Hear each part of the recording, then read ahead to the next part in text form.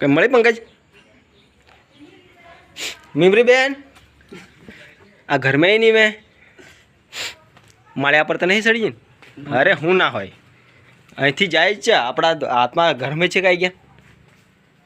મીમરી બેન ઉભા રહે. આ ભાઈ ઉપર કશું ખાવ લઈ જાય. ઉભા રહે લે અહીંયા. અરે અરે અરે અરે એ આવાળી મીમરી બેન લાઈટ માર ફોટો પાડ. એ મીમરી બેન માળ્યા પર સડી. મીમરી બેન માળ્યા પર સડી ગઈ. ઉતરો